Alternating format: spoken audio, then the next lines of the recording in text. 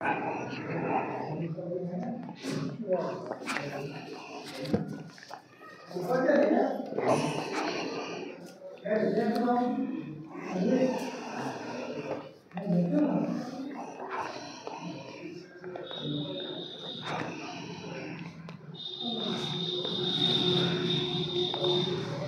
باللہ من الشیطان الرجیم بسم اللہ الرحمن الرحیم هل ينظرون الا ان تأتيهم الملائکة او یأتی ربک او یأتی بعض آیات ربک یوم یأتی بعض آیات ربک لا ينفع نفسا ایمانها لم تكن آمنت من قبل أو كسبت في إيمانها خيرا قل انتظروا إنا منتظرون إن الذين فرقوا دينهم وكانوا شيعا لست منهم في شيء إنما أمرهم إلى الله ثم ينبئهم بما كانوا يفعلون من جاء بالحسنة فله عشر أمثالها ومن جاء بالسيئة فلا يجزى إلا مثلها وهم لا يظلمون قل إنني هداني ربي إلى صراط مستقيم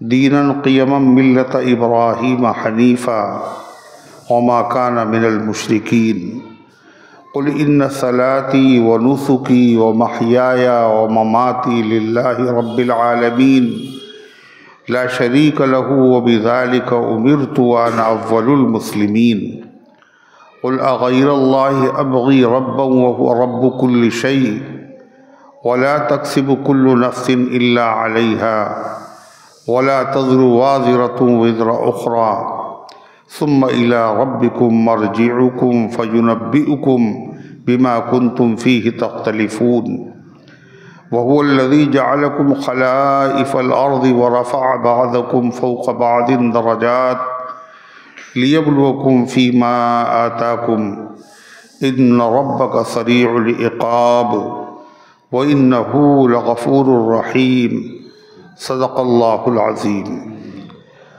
محترم حضرات، سامعین کرام، حاضرین مسجد، عزیزوں اور بزرگوں اور باوقار ماؤں اور بہنوں، یہ قرآن مقدس کے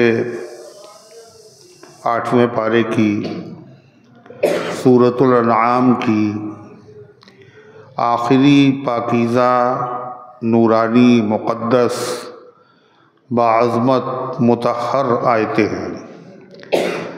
دعا کیجئے رب العزت والجلال ان پاکیزہ، نورانی، مبارک آیات کی روشنی میں صحیح اور سچی بات عرض کرنے کی توفیق نصیب فرمائے اور ہم سب کو عمل کرنے کی توفیق عطا فرمائے۔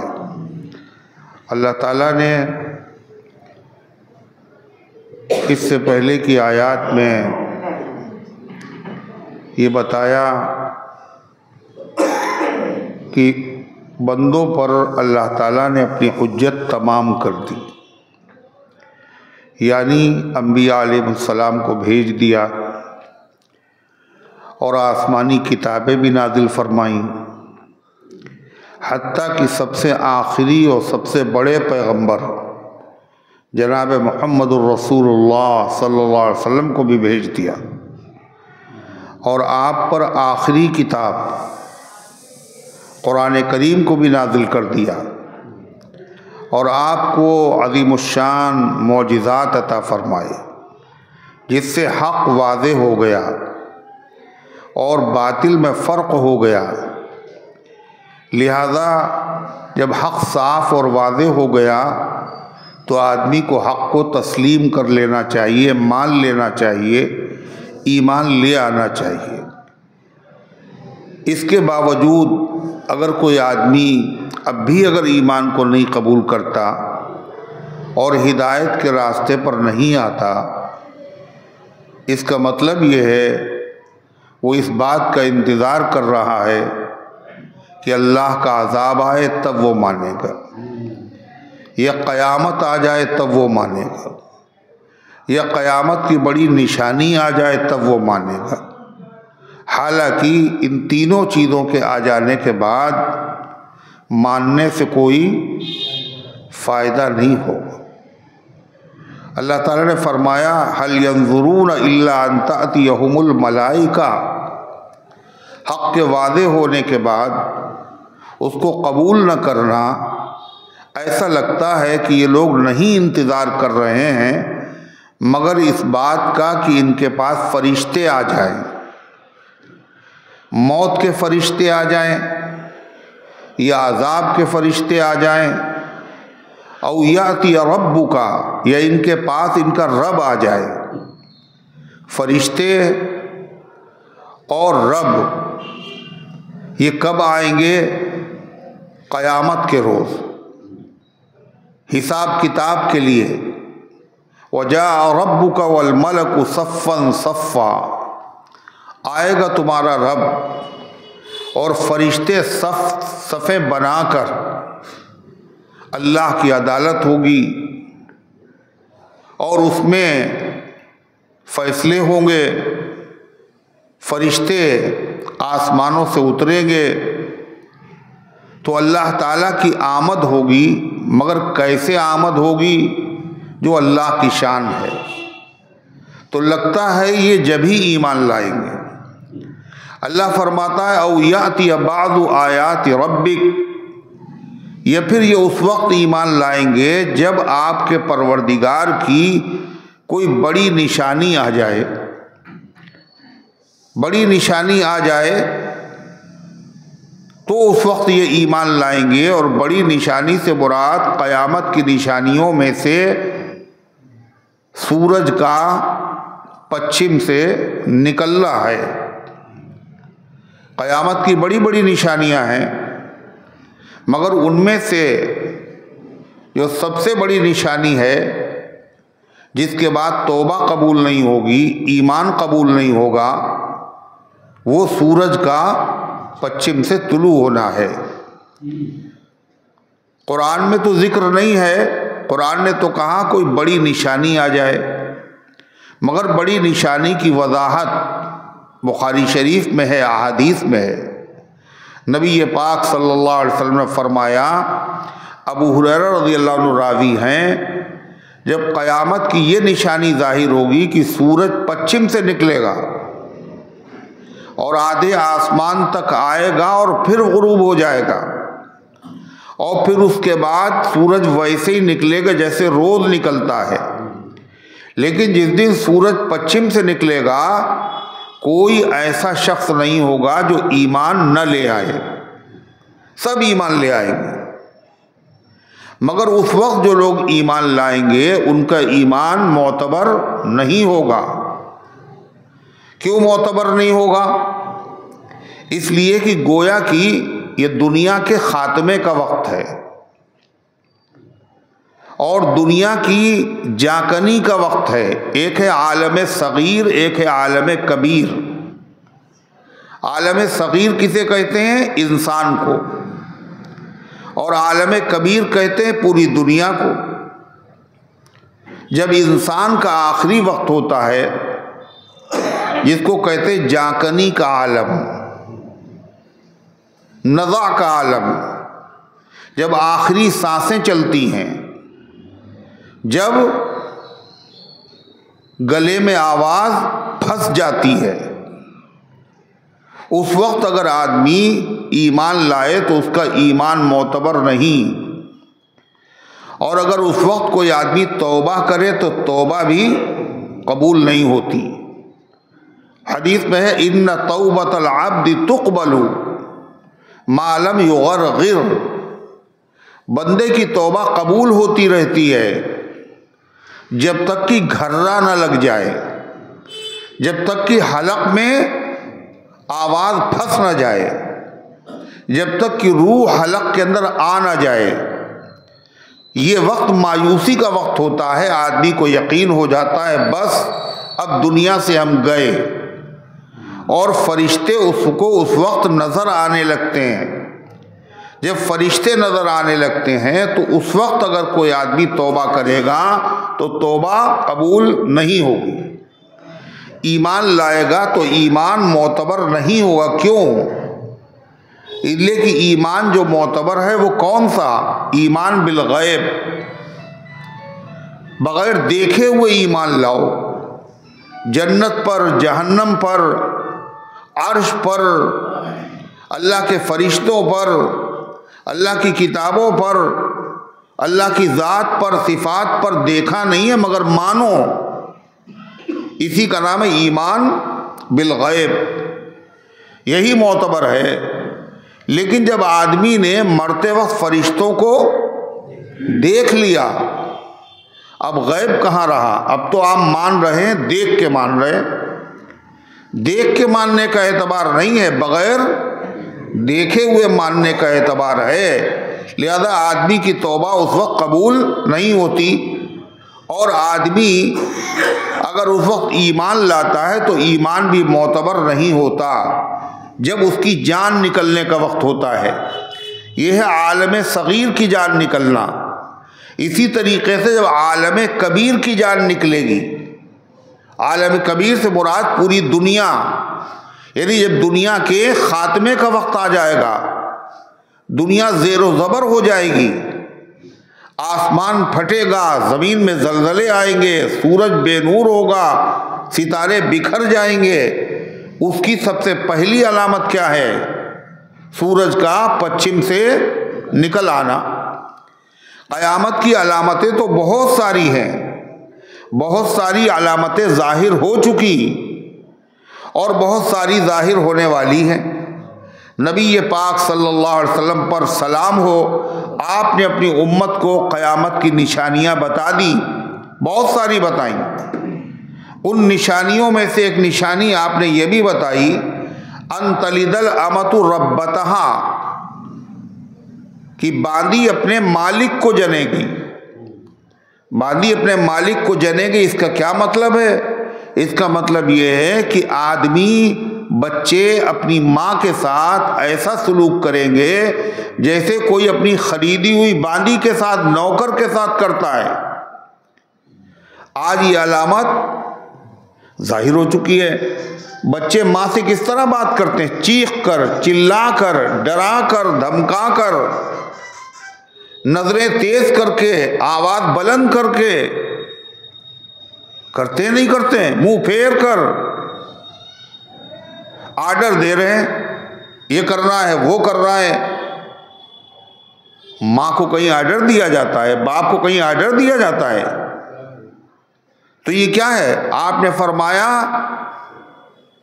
کہ وَأَن تَرَى الْحُفَاةَ الْعُرَاةَ رِعَاءَ الشَّاةِ يَتَطَاوَلُونَ فِي الْبُنْيَانِ، اور تم دیکھ لو کہ ننگے پیر رہنے والے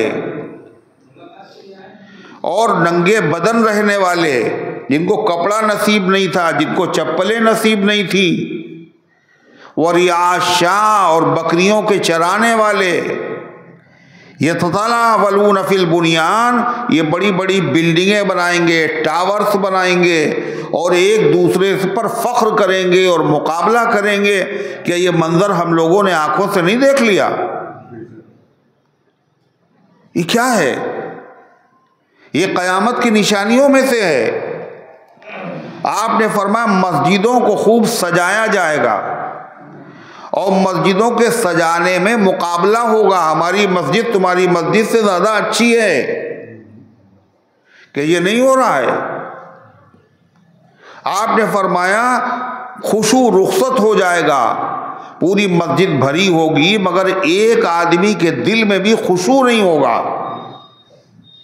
دماغ کہیں ہے اور خود نماز پڑھ رہے ہیں.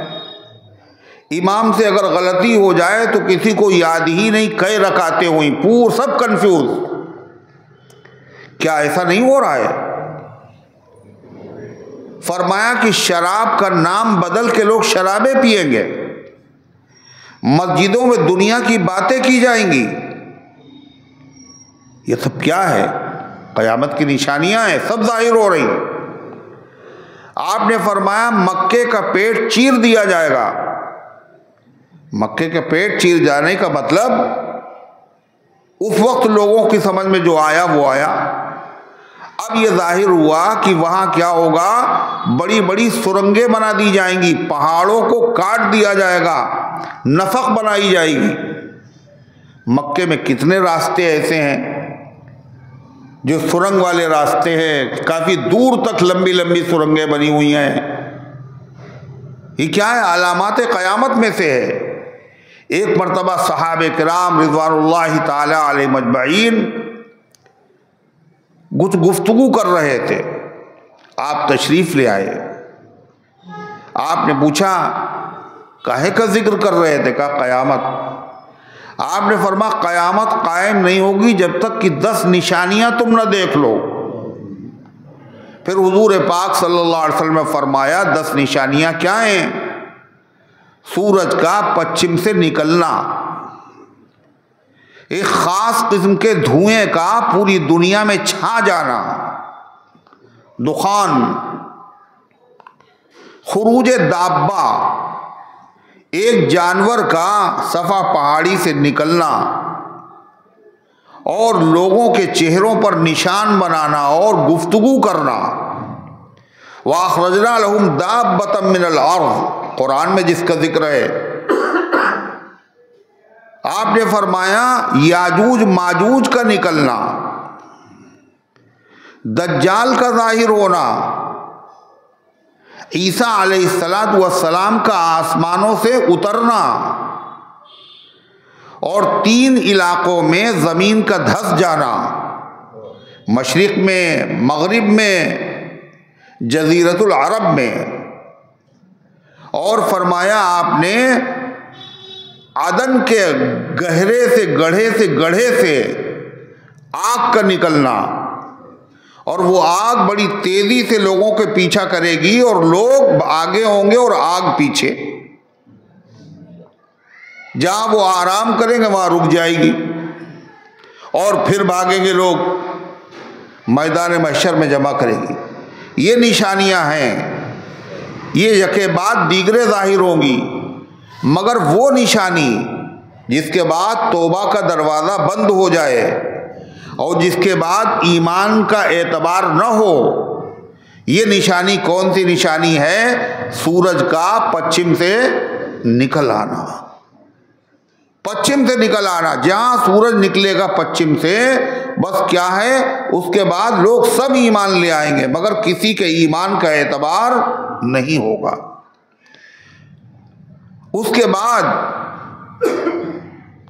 120 سال تک دنیا قائم رہے گی، دنیا ختم نہیں ہوگی 120 سال تک، لیکن توبہ کسی کی قبول نہیں ہوگی، ایمان کسی کا معتبر نہیں ہوگا. یہ آخری حد ہے. اللہ فرماتا ہے قرآن آ چکا، معجزے دیکھ چکے، اللہ کے آخری پیغمبر کی نشانیاں دیکھ چکے، چاند 2 ٹکڑے ہو چکا، انگلیوں سے پانی کا چشمہ ابل چکا، درخت کو آپ نے بلایا تو چلتا ہوا آ گیا، جانوروں نے گواہی دے دی، پتھروں نے بھی کلمہ پڑھ لیا. اتنے بڑے بڑے نشان دیکھنے کے بعد بھی تم ایمان نہیں لاتے؟ آخر کاہے کا انتظار ہے؟ قیامت آ جائے یا قیامت کی وہ نشانی ظاہر ہو جائے جو بڑی نشانی ہے، کیا اس کا انتظار ہے؟ اگر اس کا انتظار ہے تو اس وقت ایمان لانے سے کوئی فائدہ نہیں ہو. اللہ فرماتا او یاتی بعض آیات ربک، یا آ جائے آپ کے پروردگار کی کوئی بڑی نشانی. یوم یاتی بعض آیات ربک، جس دن آئے گی آپ کے رب کی بڑی نشانی، لا ينفع نفسا ایمانها، نہیں فائدہ دے گا کسی آدمی کو اس کا ایمان لانا. پہلے سے ایمان والا نہیں تھا، اس نشانی کے بعد جو ایمان لائے گا اس کا ایمان اس کو فائدہ نہیں دے گا. لم تکن آمنت من قبل، جو ایمان پہلے سے نہیں لایا تھا، سورج کے پچھم سے نکل آنے کے بعد اگر وہ ایمان لائے گا اس کا ایمان اس کو فائدہ نہیں دے گا. او کسبت فی ایمانہا خیرا، یا وہ اس نے کوئی نیک عمل نہ کیا ہوگا، یا اس نے اپنے ایمان میں کوئی نیک عمل نہ کیا ہوگا، یعنی سورج کے پچھم سے نکلنے سے پہلے ایمان والا تو تھا مگر گناہ کرتا رہا، نیک کام کوئی نہیں کیا۔ سورج پچھم سے نکل آیا، آپ سوچا نیک کام کر لیں۔ اب اگر وہ نیک کام کرے گا اس کا نیک کام بھی قبول نہیں ہوگا۔ نیک کاموں میں کیا ہے، ایسے موقع پر آدمی کیا کرتا ہے، بھئی اب تک تو گناہ کرتے رہے، اب کیا کر لیں، لاؤ توبہ کر لیں۔ تو توبہ کرنا بھی بہت بڑا نیک کام ہے۔ اللہ توبہ قبول کرتا رہے گا، مگر جب سورج نکل آیا پچھم سے تو اب توبہ جو بڑا نیک کام ہے یہ بھی قبول نہیں ہوگا۔ حدیث میں آتا ہے کہ اے بندے، اگر تو زمین بھر کے گناہ لے کے آئے،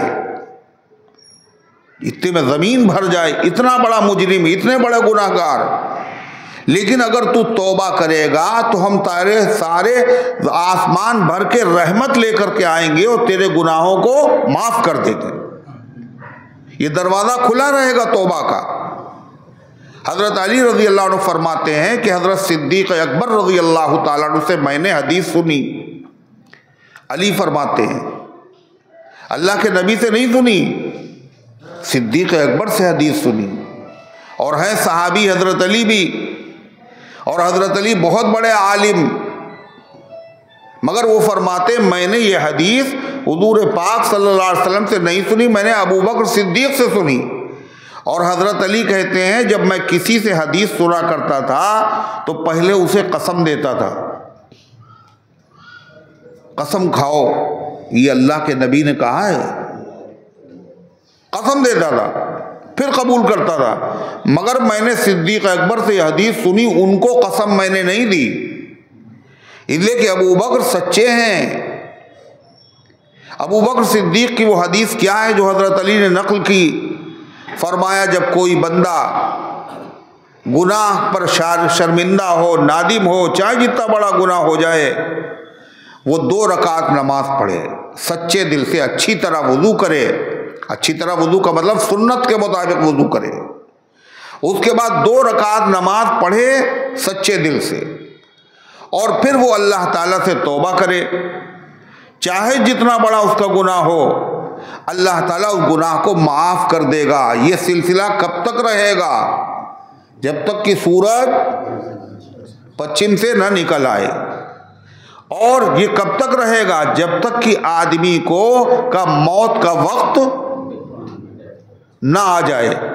اگر موت کا وقت آ گیا اور فرشتے نظر آنے لگے، اب اگر توبہ کرے گا تو توبہ قبول نہیں، یا دنیا کی موت کا وقت آ جائے۔ دنیا کی موت کا وقت کیا ہے؟ سورج پچھم سے نکل آئے، اب اگر وہ توبہ کرے گا تو توبہ کا دروازہ بند ہو جائے گا۔ اللہ اسی کو فرما رہا ہے او کسبت فی ایمانہا خیرا، یا اس نے اپنے ایمان میں کوئی نیک کام نہیں کیا، ایمان والا تو پہلے سے تھا، ایمان والا پہلے سے تھا مگر گناہ کرتا رہا، توبہ بھی نہیں کی، اچھا کام بھی نہیں کیا۔ اب جب سورج نکلا پچھم سے تو سوچا توبہ کر لیں، نیک کام کر لیں، تو اب اس کے نیک کام کرنے کا کوئی فائدہ نہیں ہوگا، نہ کوئی نیکی معتبر ہوگی، نہ ایمان معتبر ہوگا۔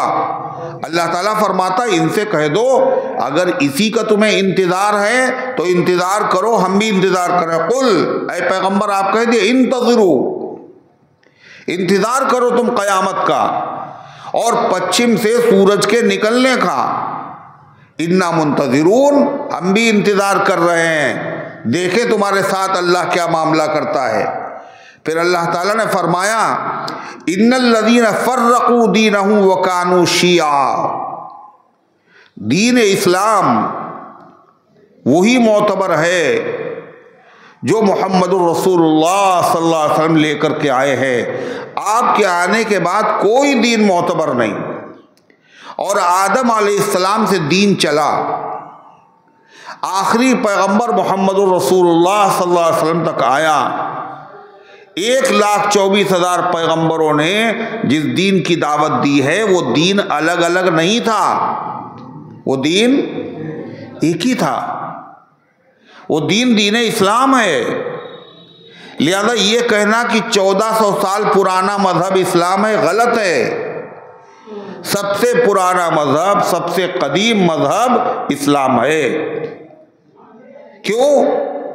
اس لیے کہ انسان اور مذہب یہ دونوں ایک ساتھ پیدا ہوئے۔ سب سے پہلے انسان حضرت آدم علیہ السلام ہیں، اور وہ سب سے پہلے پیغمبر بھی ہیں۔ جیسے دو بچے ایک ساتھ پیدا ہوتے ہیں ان کو کہتے ہیں جڑواں، عربی میں انہیں کہتے ہیں توأم۔ ایسے ہی انسان کے ساتھ مذہب دونوں ایک ساتھ پیدا ہوئے۔ پہلا انسان مذہب لے کر کے آیا، دین لے کر کے آیا۔ وہ کون سا دین تھا؟ کوئی دوسرا دین نہیں تھا۔ ہر پیغمبر نے جس دین کی دعوت دی وہ دین ایک ہی تھا، ایک ہے اور قیامت تک ایک رہے گا۔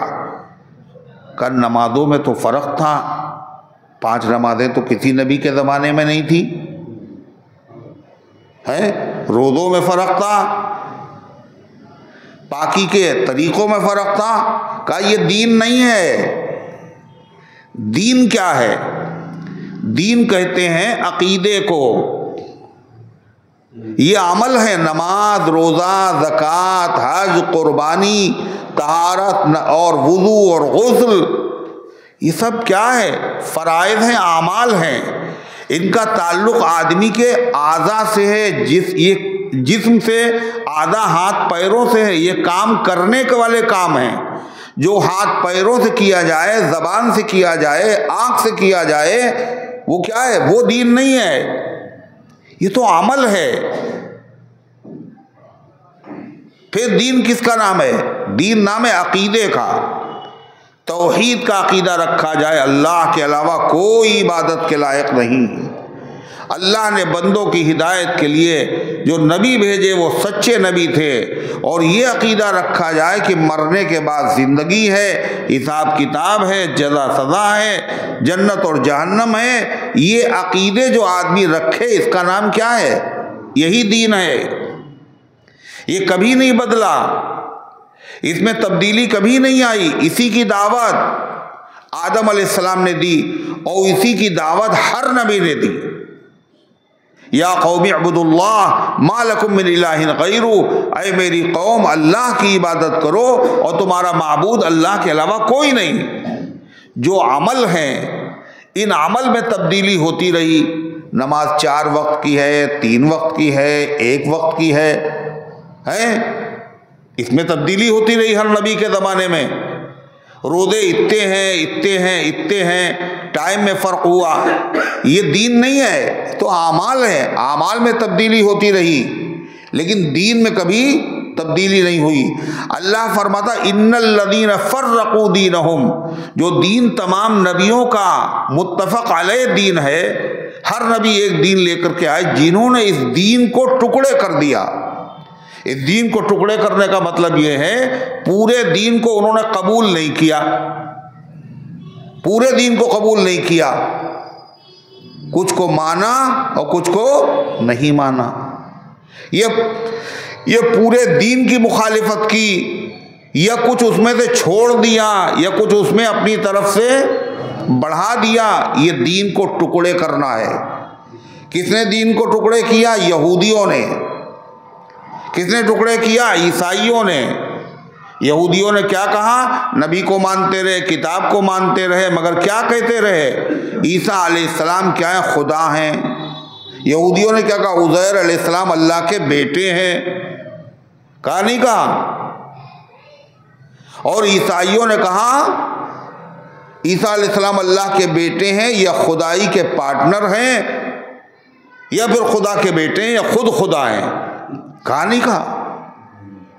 اسی طریقے سے مشرکین نے بتوں کو کیا کہا؟ یہ سب خدا ہیں۔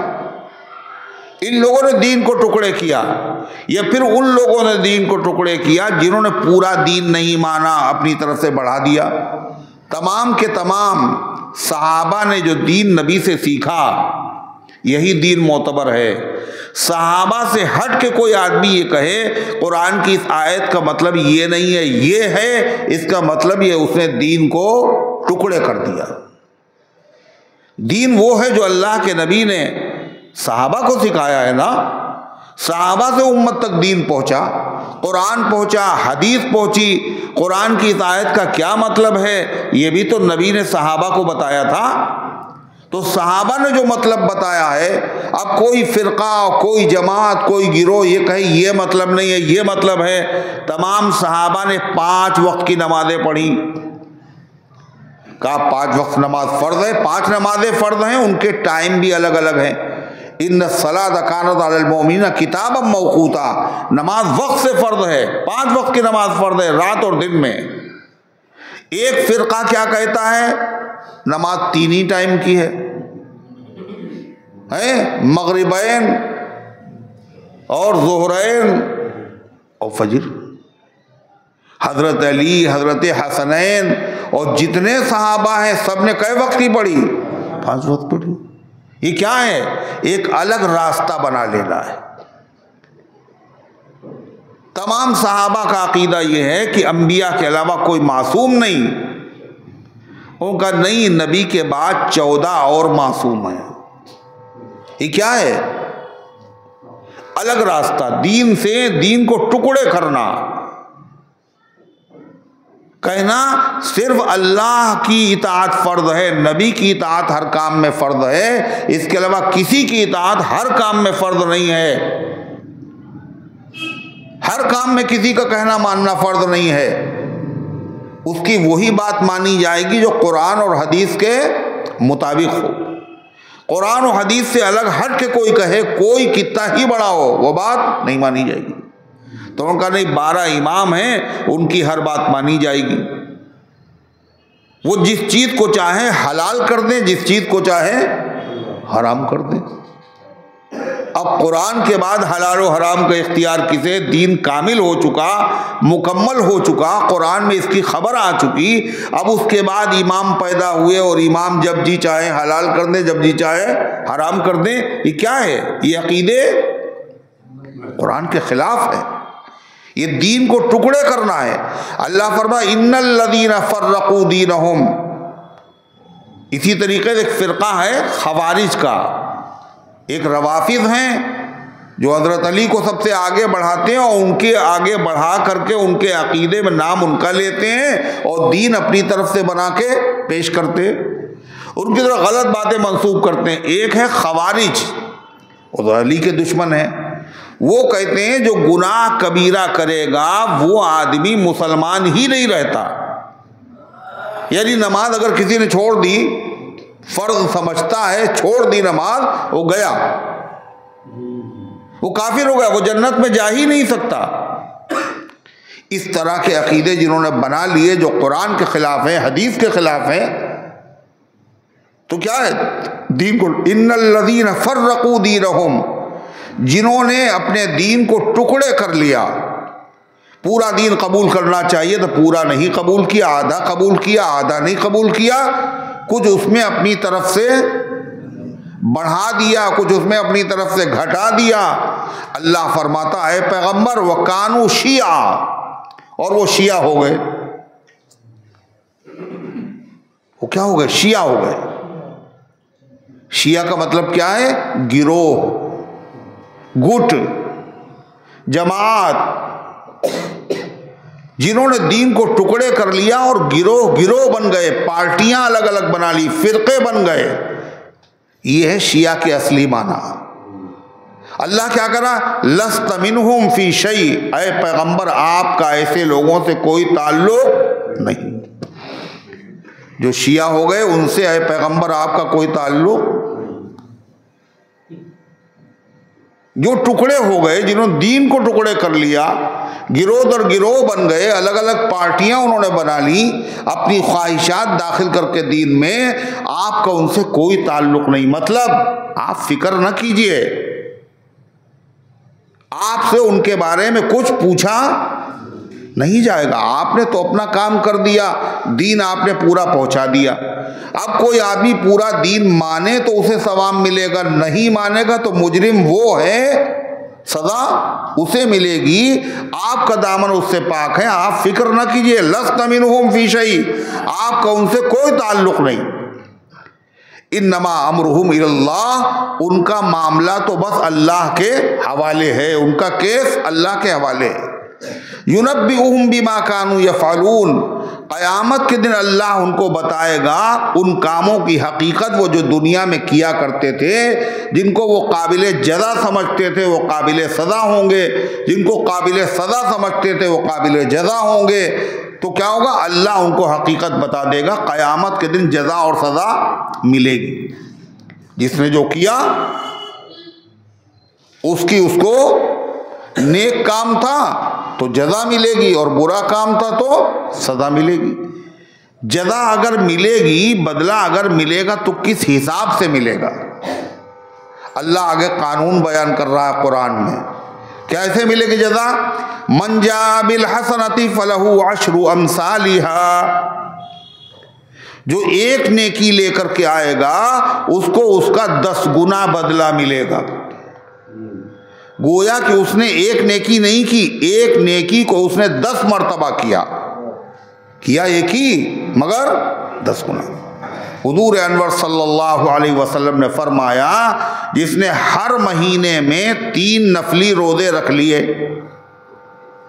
چاہے شروع میں رکھے ہوں، چاہے آخر میں رکھے ہوں، چاہے بیچ میں رکھے ہوں، حضور پاک صلی اللہ علیہ وسلم تو زیادہ تر بیچ میں رکھتے تھے۔ کون کون؟ 13، 14 اور 15 تاریخ، ان کو ایام 20 کے روزے کہا جاتا ہے۔ روشن دن، روشن راتوں والے روزے جن میں چاند تقریباً پورا ہو جاتا ہے۔ تو آپ نے فرمایا جس نے ہر مہینے میں جو روزے رکھے تو اس کو پورے سال، پوری زندگی روزہ رکھنے کا ثواب ملے گا۔ ہر مہینے میں 3 روزے رکھے، مگر پورے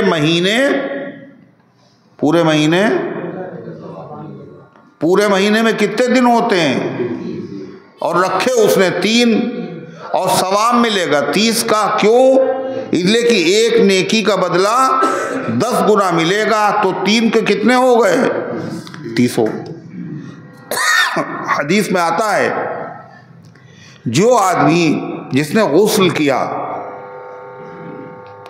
اور غسل کرنے کے بعد جمعہ کا دن غسل کیا سنت کے مطابق، اور پھر وہ جمعے کی نماز کے لیے چلا اور پیدل آیا۔ حضرت مولانا عبدالسلام صاحب رحمۃ اللہ علیہ چک منڈی جاتے تھے جمعے کی نماز میں، اور ہمیشہ پیدل جاتے تھے، پیدل آتے تھے۔ کیوں جاتے تھے پیدل؟ حدیث میں جس نے جمعے کے دن غسل کیا اور پیدل مسجد گیا اور اول وقت میں گیا، اول وقت میں، اور لوگوں کی گردنوں کو اس نے پھلانگا نہیں۔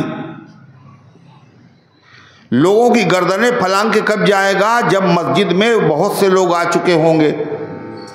اول وقت میں لوگ آتے ہی نہیں ہیں، وہ اول وقت میں جب پہنچے گا تو اس کو آخری صف میں جگہ ملے گی۔ کہاں ملے گی؟ کہہ رہے آخری صف میں کہاں ملے گی؟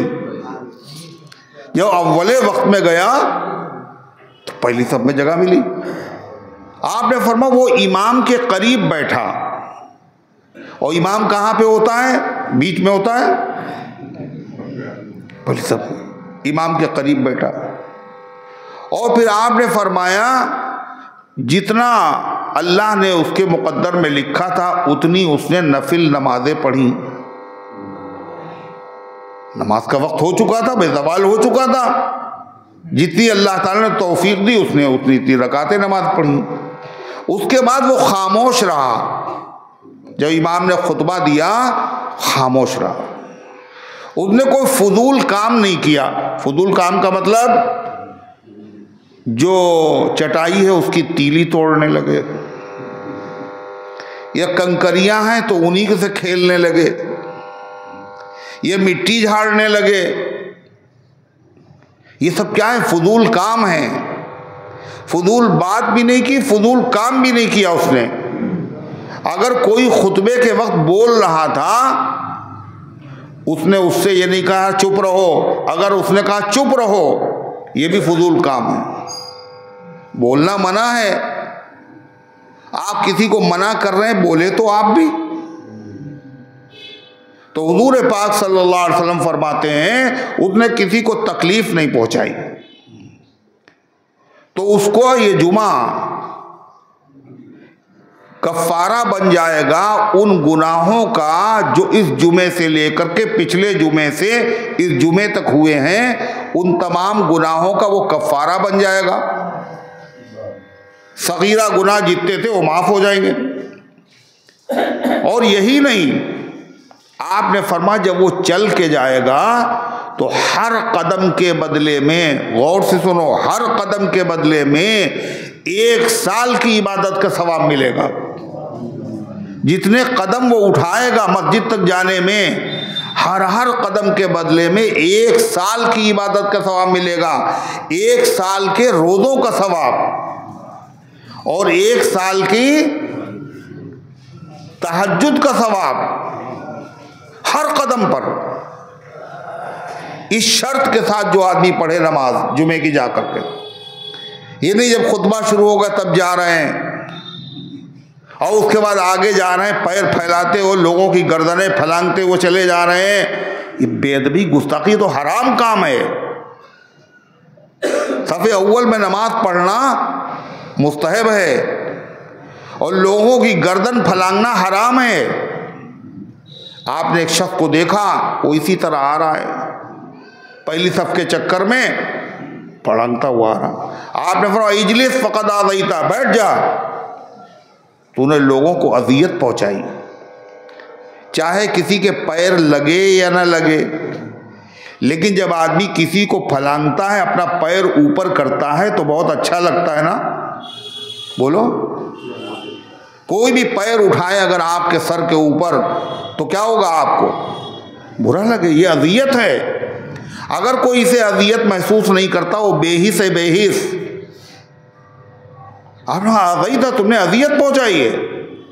تو غرضے کہ حضور انور صلی اللہ علیہ وسلم نے فرمایا اس کا یہ جمعہ کیا کر دے گا؟ کفارہ بن جائے گا ان گناہوں کے لیے جو اس جمعے سے لے کر اس جمعے تک ہوئے ہیں. آپ نے فرمایا. اور کہاں جمعے میں کتنے اور ہفتے میں کتنے دن ہوتے؟ جمعے کتنے دن ہوئے؟ 7 دن ہوئے. اور نیکی کا ثواب کیا ہے؟ آپ بھی قرآن نے کیا قاعدہ بتایا؟ جو ایک نیکی کرے گا 10. یہ تو 7 ہی دن کے گناہ معاف ہوئے. یہ تو 7 دن کے گناہ معاف ہو رہے ہیں. اور ایک نیکی کا صلہ بدلہ کیا ہوتا ہے؟ 10 ہوتا ہے. اس لیے حدیث میں ہے اس جمعے سے لے کے اس جمعے تک کے گناہ معاف ہو جائیں گے اور 3 دن مزید کے گناہ معاف ہو جائیں گے. یعنی 3 دن ہفتے کے علاوہ سنیچر، اتوار، پیر، ان کے بھی گناہ معاف ہو جائیں گے. کیوں معاف ہو جائیں گے؟ اس لیے کہ قاعدہ یہی ہے من جاء بالحسنۃ فلہ 10 امثالھا. جو ایک نیکی کرے گا اس کا بدلہ اسے 10 گنا ملے گا. اگر خالی ہفتے کے معاف ہوں گے تو کیا ہوگا؟ یہ تو قاعدے کے خلاف ہو گیا. دنیا میں بھی ملتا، آخرت میں بھی ملتا ہے. حضرت رابعہ بصریہ اللہ کی ولیہ تھی. اللہ کے وعدوں پر کیسا ان لوگوں کو یقین ہوتا ہے. روزے سے تھی اور 1 روٹی تھی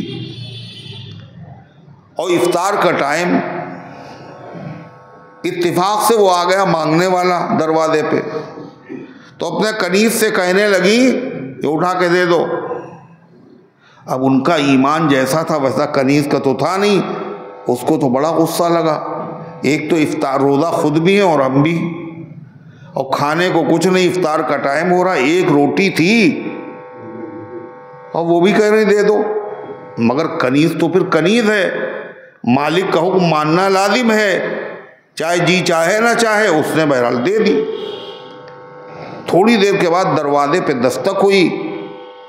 ایک آدمی کھانا لے کے آیا، اس میں روٹیاں بھی تھیں اور سالن بھی تھا.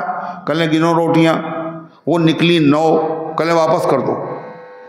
اب وہ کنیز جو تھی اس کو بڑا غصہ آیا. ایک تو پہلے 1 تھی ہے، وہ بھی صدقہ کر دی. اب اللہ نے کرم کیا اور 9 بھیج دی اور اس کے بعد واپس کر رہی. ان کو تقویٰ سوچ رہا ہے اور افطار کا ٹائم قریب ہے. مگر کرے کیا؟ مالک کا آرڈر ہے، واپس کر دیا۔ تھوڑی دیر میں پھر وہ شخص آیا اور دروازے پہ دستک دی اور وہ کھانا لے کر کے آیا اور گنی تو 10 روٹیاں تھیں۔ یہ میری ہیں کیوں؟ من جاء بالحسنۃ فلہ عشر امثالها، جو ایک نیکی کرے گا اس کو 10 گنا بدلہ اللہ وہاں تو دے گا، یہاں بھی دے گا۔ یہ تو صحابیہ نہیں ہے، صحابہ کا یقین کیسا ہوگا؟ یہ تو اولیاء کا یقین ہے، صحابہ کا یقین کیسا ہے؟ مدینے میں قافلہ آیا غلے کا، اور وہاں تھی قلت، کمی تھی غلے کی اس وقت۔ سارے جتنے تاجر تھے وہ پہنچ گئے کہ یہ غلہ خرید لیں گے اور ہم اپنے حساب سے تھوڑا نفع کے ساتھ بیچیں گے۔ قافلہ کس کا تھا؟ حضرت عثمان غنی کا۔ سارے تاجر آ گئے، کہنے ہم اسے خرید لیے، میرے ہاتھ بیچ دیجئے۔ کہنے کیا نفع دو گے؟ کہنے خرید پر 1 درہم۔ کہا نہیں، مجھے اس سے زیادہ مل رہا ہے۔ کہنے تو ہم 2 درہم دے دیں گے، مجھے اس سے زیادہ مل رہا ہے۔ 3 درہم دے دیں گے، اس سے زیادہ مل رہا ہے۔ 5 تک پہنچے، 7 تک پہنچے، مجھے اسے کہنے کون دے رہا ہے آپ کو یہ بتائیے؟ سارے خریدنے والے تو ہم ہی ہیں، کاروباری ہم ہیں، تاجر ہم ہیں، کون ہے جو آپ کو اس سے زیادہ دے رہا ہے؟ حضرت عثمان غنی نے فرمایا یہ میں نے سارے مدینے والوں پر صدقہ کر دیا، اس لیے کہ اللہ مجھے اس سے زیادہ دے رہا ہے۔ من جاء بالحسنۃ فلہ عشر امثالها، جو ایک نیکی کرے گا اللہ اس کا 10 گنا بدلہ دے۔ 10 دو گے تم مجھے؟ اللہ تعالیٰ نے قاعدہ بتایا قیامت کے دن جزا اور سزا کیسے ملے گی؟ جو ایک نیکی کرے گا اس کو 10 گنا بدلہ ملے گا۔ کیا اللہ کی کریمی اور رحیمی ہے۔ حدیث میں آتا ہے جب آدمی نیکی کرنے کا ارادہ کرتا ہے صرف، تو فرشتے سے اللہ کہتا ہے نیکی کی رہی مگر لکھ لو 1، اور جب وہ کر لیتا ہے تو کہا 1 نہ لکھنا 10 لکھو۔ جب بندہ گناہ کرنے کا ارادہ کرتا ہے تو کہا نیکی نہ لکھنا، ابھی گناہ نہ لکھنا۔ جب وہ گناہ کرنے کا ارادہ کرنے کے بعد گناہ کرتا نہیں ہے تو کہا اب 1 نیکی لکھ لو۔ یہ کہا ہے کہ نیکی، ارے گناہ کا ارادہ اس نے کیا تھا پھر گناہ نہیں کیا، 1 نیکی لکھ لو۔ گناہ نہ کرنے، ارادے کے بعد گناہ نہ کرنے کی 3 شکلیں ہیں، سن لو۔ گناہ کا ارادہ کیا اور پھر گناہ کیا نہیں، اس کی 3 وجہیں ہو سکتی ہیں۔ پہلی وجہ یہ گناہ کا ارادہ کیا پھر خیال آیا کہ اللہ کو منہ دکھانا ہے، اللہ کو جواب دینا ہے، اس لیے گناہ نہیں کیا۔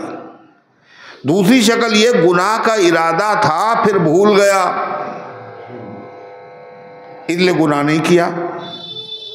تیسری وجہ گناہ کا ارادہ تھا پکا مگر مجبوری پیش آ گئی جس کی وجہ سے کر نہیں سکا۔ یہ جو لکھا گیا ہے اگر اس نے گناہ کا ارادہ کیا اور گناہ نہیں کیا، 1 نیکی لکھی جاتی ہے۔ جب لکھی جاتی ہے جب گناہ کا ارادہ کیا ہو اور اللہ کے ڈر سے وہ گناہ نہ کیا ہو، اور اگر مجبوری میں نہیں کیا، ابا آ گئے تو گناہ کیا کریں؟ کوئی محلے والا موجود ہے دیکھ لے گا تو وہاں تھوڑی لکھی جائے گی نیکی، وہاں تو گناہ لکھا جائے گا۔ اور اگر بھول گیا تو نہ گناہ نہ نیکی، اور اگر تم نے مجبوری میں گناہ نہیں کیا تو گناہ لکھا جائے گا۔ کیوں لکھا جائے گا؟ اس لیے کہ اس کا ارادہ پکا تھا۔ حدیث میں آتا ہے جب 2 مسلمان آپس میں لڑتے ہیں اور ایک دوسرے کو قتل کر دیتا ہے تو دونوں جہنم میں جائیں گے، قتل کرنے والا بھی اور جس کو قتل کیا گیا وہ بھی۔ صحابہ نے پوچھا قاتل جائے تو سمجھ میں آتا ہے، مقتول کیوں جائے گا؟ آپ نے فرمایا وہ بھی کرنا چاہتا تھا مگر وہ کر نہیں پایا، ارادہ تو پکا تھا۔ معلوم یہ ہوا کہ اگر کسی آدمی نے گناہ کا ارادہ کیا اور اس کے بعد پھر اس نے گناہ نہیں کیا تو 1 نیکی لکھی جائے گی۔ یہ کب ہے؟ جب اس نے اللہ کے خوف سے وہ گناہ نہیں کیا۔ بھول گیا تو نہ نیکی نہ گناہ، اور اگر مجبوری میں نہیں کیا تو پھر گناہ لکھا جائے گا۔ تو فرمایا اور اگر اس نے نیک کام کر لیا تو کیا ہے، پھر ایک نیکی کی اور 10 گنا بدلہ لکھا جا رہا ہے۔ اللہ قرآن میں فرماتا ہے من جاء بالحسنۃ فلہ عشر امثالها، جو نیک کام کرے گا اس کو 10 گنا بدلہ ملے گا۔ یہاں ایک بات سمجھنے کی ہے، قرآن نے یہ نہیں کہا جس نے ایک نیکی کی اس کو 10 گنا بدلہ ملے گا، یہ نہیں کہا۔ قرآن کہہ رہا من جاء، جو نیکی لے کے آئے گا میدان محشر میں اس کو 10 گنا بدلہ ملے گا۔ نیکی کرنے پر نہیں بدلا ہے، میدان محشر میں نیکی لے کے آئے گا تو ملے گا۔ لے کے آنے کا مطلب بہت سارے لوگ نیکیاں کرتے ہیں مگر میدان محشر میں جب جائیں گے تو ان کے پاس ایک نیکی نہیں ہوگی، وہ ساری نیکیاں ختم اور بھسم ہو چکی ہوں گی۔ ارے ہے یا نہیں؟ ساری نیکیاں کب ختم ہو جاتی ہے؟ جب آدمی نیک کام ساری زندگی کرے، 75 عمرے کرے، 50 حج کر لے اور سب کچھ کرے، مگر کلمہ کفر جہاں وہ بکے گا، مرتد ہو گیا، کافر ہو گیا تو ساری نیکیاں ختم ہو گئی۔ اب کلمہ کفر تو اس نے کیا نہیں، لیکن نیکیاں تو ہیں اس کی، مگر جس جیب میں اس نے نیکیاں رکھی تھیں وہ جیب پھٹی ہوئی ہے، تو اس میں سارے سکے نیکیوں کے گرے جا رہے ہیں۔ سمجھے کہ بہت ساری نیکیاں ہیں مگر جب جیب دیکھی تو خالی۔ میدان محشر میں پہنچے تو کیا دیکھا؟ نیکیاں تھیں تو بہت مگر ہیں نہیں یہاں کچھ۔ بہت سارے کام ایسے ہیں جن سے نیکیاں دنیا ہی میں ختم ہو جاتی ہیں۔ آپ نے فرمایا جو آدمی دنیا مسجد میں بیٹھا اس نے نیکیاں کی، تسبیح پڑھی، نمازیں پڑھی، ذکر کیا، اور بعد میں اس نے مسجد میں دنیا کی باتیں شروع کر دی، وہ جو نیکیاں اس نے کمائی تھی وہ وہی ختم بھی ہو گئی۔ یہ سمجھ رہا ہے میرے پاس اتنی نیکیاں ہے، وہ کچھ نہیں کی تو تھیں مگر میدان محشر میں یہ لے کے نہیں آیا۔ قرآن کہتا نیکیاں کیسے باطل ہوتی ختم ہوتی ہیں پتہ ہے؟ قرآن نے کہا لا تبطلوا صدقاتکم بالمن والعذی، صدقہ کیا آپ نے، بہت مدد کی لوگوں کی، دہانے کھول دیا آپ نے، غریبوں کے گھر کے چولہے جلائے، کتنے لوگوں کے کپڑے پہنائے، کتنے لوگوں کے بچوں کی فیس دی، بہت ہاتھ کھلا ہوا، اللہ نے نوازا، کرتے رہے کرتے رہے کرتے رہے، اور فرمائے یہ بہت بڑی نیکی ہے، چھوٹی نہیں ہے۔ کسی کی مدد کر دینا، کسی کے کام آ جانا ہے، کسی یتیم کی مدد کر دینا، کسی بیوہ کے سر پہ دوپٹے ڈال دینا، یہ کیا ہے؟ کسی کا چولہا جا، بہت بڑی نیکی ہے۔ اتنی بڑی نیکی ہے میدان محشر میں سایہ نہیں ہوگا مگر یہ صدقہ کیا ہوگا؟ یہ سایہ بن جائے گا۔ ایکسیڈنٹ نہیں ہوگا، بغیر کلمے کے نہیں مرے گا، بری موت سے اللہ بچائے گا اگر صدقہ کرو گے، بری موت کبھی نہیں آئے گی۔ صدقے کی عادت ڈالو۔ مصیبت اور صدقہ دونوں چلتے ہیں، آنے والی مصیبت ہے اور صدقہ بھی چل رہا ہے، سمجھ رہے ہیں؟ اگر صدقہ ہے تو مصیبت کو آنے نہیں دے گا، وہ مصیبت کو ٹال دیتا ہے صدقہ، بری موت کو دفع کرتا ہے صدقہ، صدقہ اللہ کے غضب کو بجھا دیتا ہے، صدقہ بری موت سے بچاتا ہے، صدقہ میدان محشر میں سایہ بن جاتا ہے، صدقے کے ڈھیر ہیں اس کے پاس۔ اللہ فرماتا ہے مگر جب میدان محشر میں آیا تو کوئی نیکی نہیں تھی، کیوں؟ سارے صدقے کا ثواب ختم کر کے آیا۔ کیسے؟ فرمایا بالمن والعذی، اپنے صدقے کے ثواب کو باطل نہ کرو، احسان جتلا کر اور تکلیف پہنچا کر۔ احسان جتلایا کرنا پتہ ہے تمہیں؟ تم میری بات نہیں مان رہے ہو؟ ہم نے تمہارے ساتھ کیا کیا، تمہاری اولاد کے ساتھ کیا کیا، سب بھول گئے تم ہیں؟ اپنی یاد کرو، تمہارے وہاں چولہا بھی نہ جلتا تھا، ہماری وجہ سے جلا، تمہارے جسم پر جو کھال ہے اور جو گوشت ہے سب میری وجہ سے ہے، آج جس تم پوسٹ کے اوپر ہو میری وجہ سے ہو۔ یہ جو جملے منہ سے نکلے سارا کیا کرایا کیا ہو گیا؟ سب ختم ہو گیا۔ اور سمجھنا ہم نے تو بڑی نیکیاں کمائی تھی۔ اذیت پہنچانا، تکلیف پہنچانا صدقہ کرنے کے بعد، اس کا مطلب یہ ہے تم نے جو کام کیا تھا یہ تم نے اللہ کے لیے نہیں کیا تھا۔ اگر اللہ کے لیے کرتے تو اس کو تانے نہ دیتے۔ تو قرآن کیا کہہ رہا؟ من جاء بالحسنۃ فلہ عشر امثالها، جو نیکی لے کر کے آئے گا، جو ایک نیکی کرے گا نیکی کے 10 گنا بدلہ ملے گا، بشرطے کہ وہ نیکی لے کے آئے۔ دنیا میں وہ نیکی اس نے مٹا نہ دی ہو۔ کیا کہا؟ الحسد ان الحسد تاکل الحسنات کما یاکل النار والحطب۔ یہ جو دوسروں کی ترقی سے دیکھ کے جل رہے ہو اور اس کی برائیاں کر رہے ہو، فرمایا حسد نیکیوں کو ایسے کھا جاتا ہے جیسے لکڑی کو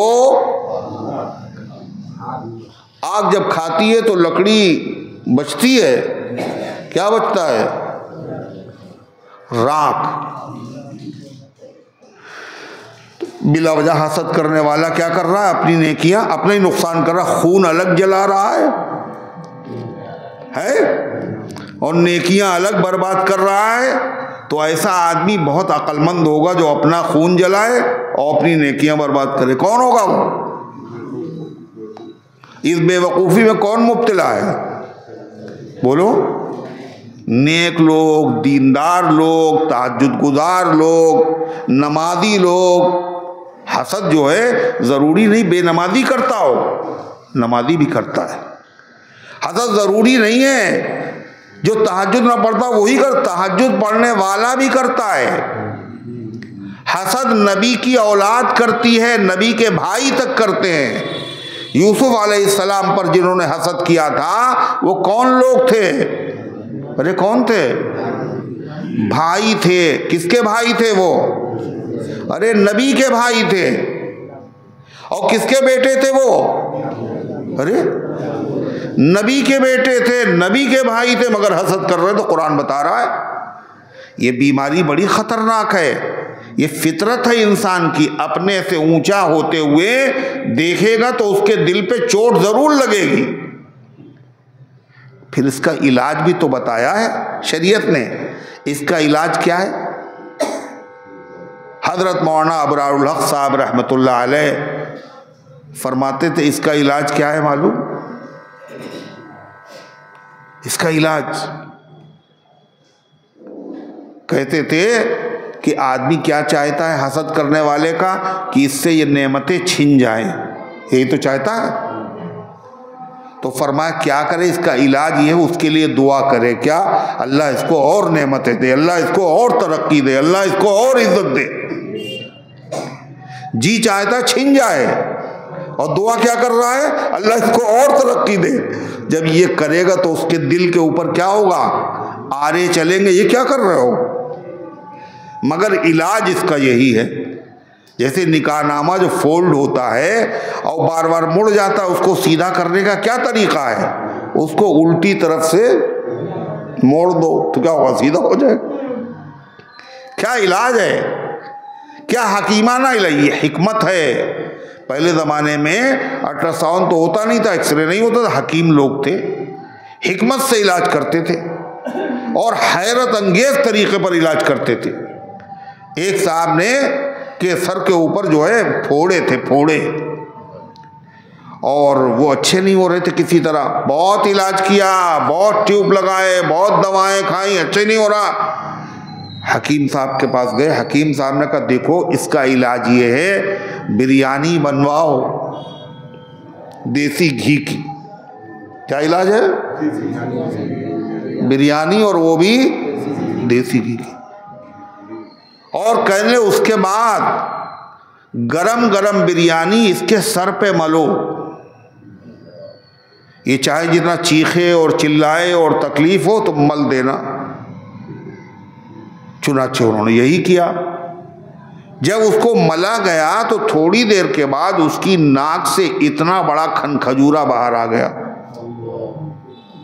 کہا یہی اچھا نہیں ہونے دے رہا تھا، اور یہ اس کا عاشق ہے. جیسے ہی خوشبو پہنچی خود سے باہر آ گیا. نہ ایکس رے مشین ہے اور نہ الٹرا ساؤنڈ ہے. حکمت ہے، حکمت. علاج میں حکمت، جسمانی بیماریوں کے علاج میں حکمت، ایسے روحانی بیماریوں کے علاج میں حکمت کی ضرورت ہے. اللہ والے علاج کیسے کرتے ہیں؟ حکمت کے ساتھ. تو اللہ فرماتا کیا ہوگا قیامت کے؟ من جاء بالحسنۃ فلہ عشر امثالھا. جو آدمی ایک نیکی لے کر کے آئے گا اس کو اس کا 10 گنا. یہ آخری حد نہیں ہے، آخری حد نہیں ہے. کم سے کم ایک نیکی کے بدلے میں 10 گنا بدلہ ملے گا. اس سے زیادہ 70 بھی ملیں گے، 700 بھی ملیں گے. 700 بھی آخری حد نہیں ہے. واللہ یضاعف لمن یشاء. اللہ جس کو چاہے گا بغیر پیمانے کے اور بغیر ناپ کے دے گا. انما یوفی الصابرون اجرہم بغیر حساب. اللہ صبر کرنے والوں کو نیکیاں بغیر حساب کے دے گا، بغیر ناپے ہوئے، بغیر حساب کے. صحابہ کی نیکیاں اور ہماری نیکیاں، اللہ تعالیٰ کا رال نہ ٹپکانا جو ان کو ملا ہے. سوچنا بھی نہیں تمہیں نہیں ملے گا. بڑے سے بڑا ولی اور قطب اور ابدال احد پہاڑ کے برابر سونا خیرات کرے، اور میرے پیغمبر کے صحابہ نے ایک مد، آدھا مد، ایک سیر، آدھا سیر جو، کیا چیز؟ چاندی نہیں، پیتل و تانبا نہیں، کیا چیز؟ گیہوں بھی نہیں اور چنے بھی نہیں، کیا؟ جو اگر صدقہ کیا ہے ان کے برابر احد پہاڑ کے برابر سونا خیرات کرنے والا بھی نہیں پہنچ سکتا. اللہ کی عطا ہے. مگر عام ضابطہ یہ ہے 10 سے تو کم ملے گا نہیں. یہ تو ہوا کس کا؟ نیکی کا.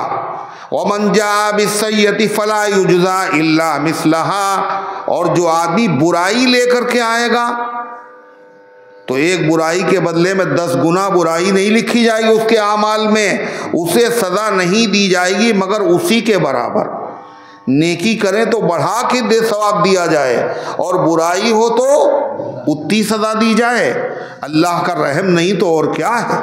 اللہ فرماتا ہے اگر ایسے زیادہ اگر اسے سزا دے دی جائے یہ تو ظلم ہوگا. وَهُمْ لَا يُظْلَمُونَ. اور اللہ کے وہاں ظلم ہوتا نہیں. اللہ فرماتا ہے جنہوں نے دین کے ٹکڑے کر لیے اور مختلف راستے انہوں نے بنا لیے، ان سے کہو جس راستے پہ چاہو تم جاؤ، جس ڈگر پہ چاہے تم چلو، مگر سنو میرے مالک نے مجھے ایک راستہ بتایا ہے، میں اسی راستے پر چلوں گا، اور وہی سیدھا راستہ ہے، اور وہ ایک راستہ ہے، اور وہ تمام نبیوں کا سکھایا ہوا راستہ ہے. کیا ہے؟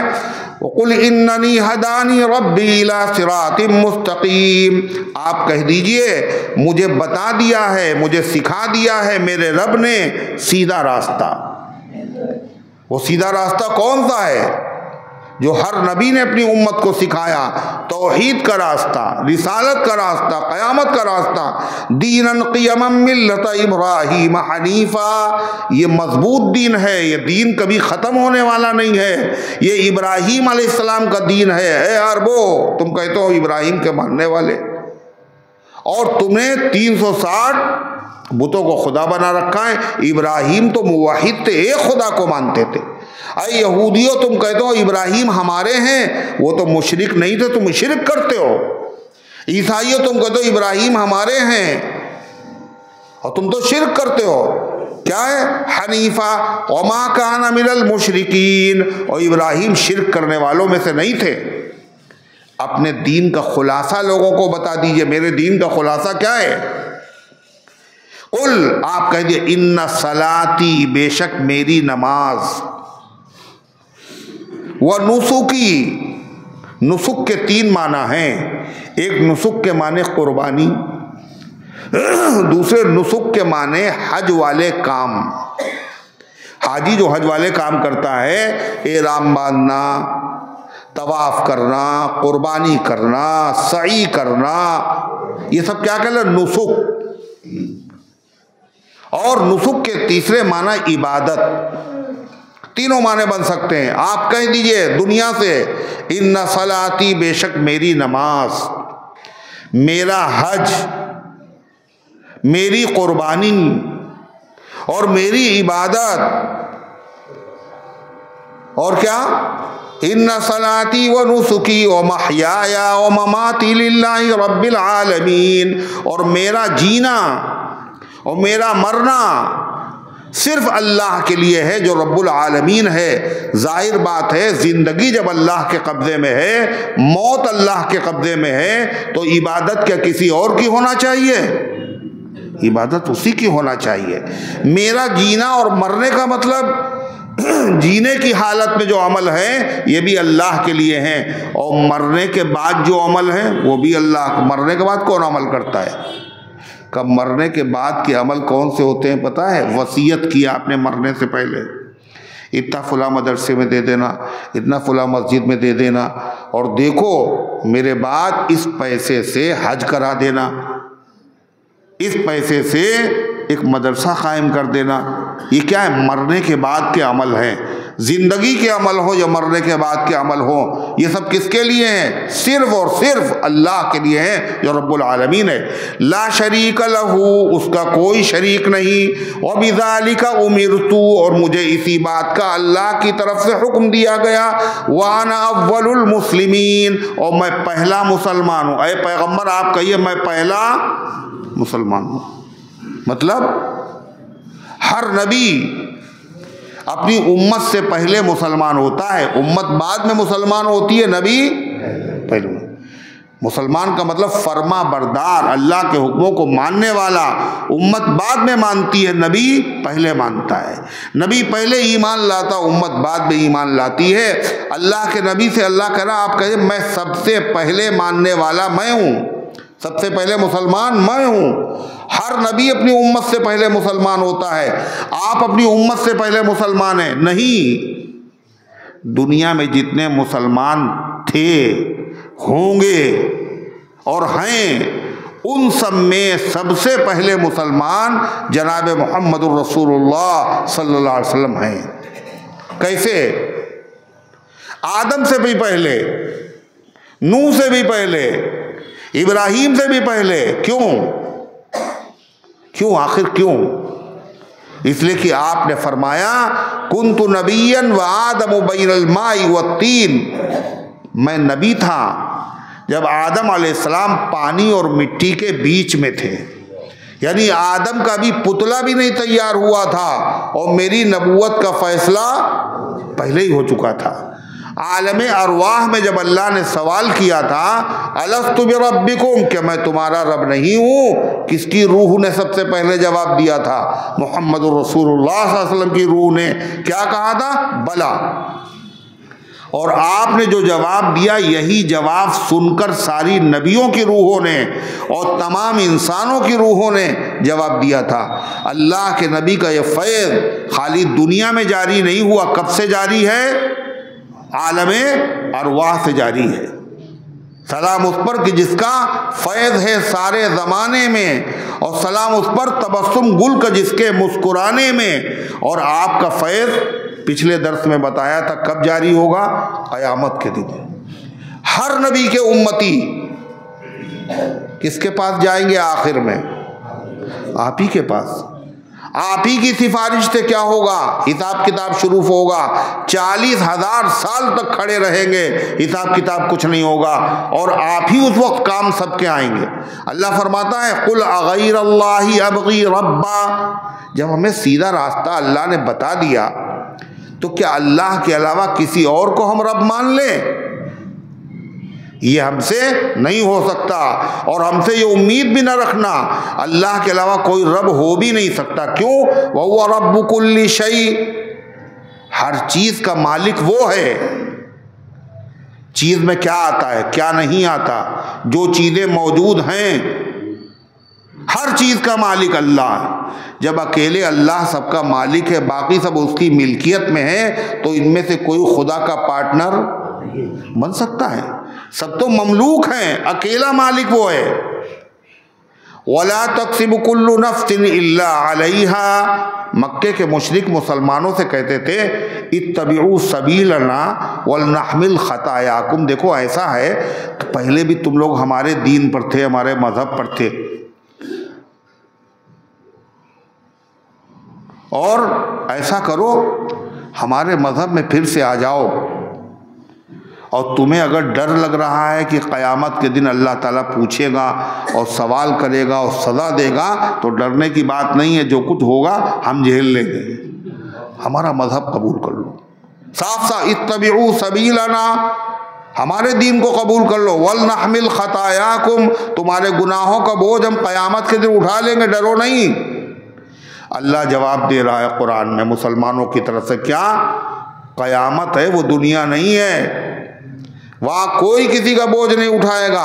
فرمایا وَلَا تَكْسِبُ كُلُّ نَفْسٍ إِلَّا عَلَيْهَا، اور جو شخص بھی کوئی عمل کرتا ہے وہ اسی پر رہتا ہے، اس کے کیے کا وبال اسی پر پڑے گا۔ وَلَا تَزِرُ وَازِرَةٌ وِزْرَ أُخْرَىٰ، اور کوئی آدمی کسی دوسرے کا بوجھ قیامت کے دن نہیں اٹھائے گا۔ ثُمَّ إِلَىٰ رَبِّكُمْ مَرْجِعُكُمْ، پھر تم سب کو تمہارے پروردگار کی طرف جانا ہوگا، اللہ کی عدالت میں پیشی ہوگی۔ کیسے ہوگی؟ 3 طرح سے۔ میدان محشر میں لوگ 3 طرح سے آئیں گے۔ کچھ تو ایسے ہوں گے جو کھائے پیے ہوئے باقاعدہ سواریوں اور گاڑیوں سے میدان محشر میں اتریں گے، کیا ٹھاٹ باٹ ہو گے ان کے۔ اور کچھ لوگ آئیں گے کیسے؟ پیدل چل کر کے۔ اور کچھ ایسے ہوں گے جن کو چہروں کے بل گھسیٹ کے لایا جائے گا، مگر آنا سب کو پڑے گا اللہ کی عدالت میں، کوئی غائب نہیں ہوگا، چاروں طرف سے فرشتے گھیرے ہوئے ہوں گے۔ اللہ فرماتا فَيُنَبِّئُكُم بِمَا كُنتُمْ فِيهِ تَخْتَلِفُونَ، تو اللہ تمہیں قیامت کے دن بتائے گا ان کاموں کی حقیقت جس میں تم دنیا میں اختلاف کیا کرتے تھے۔ کتنے فرقے ہوئے؟ بنی اسرائیل میں 73، میری امت میں 72 تھے، 73 ہوں گے، اور ہر فرقہ یہی کہے گا ہم حق پر ہیں، ہم ٹھیک ہیں، ہم ہی جنتی ہیں، ہمارے علاوہ جتنے ہیں سب غلط۔ اللہ کے نبی نے کیا فرمایا تھا صحابہ سے؟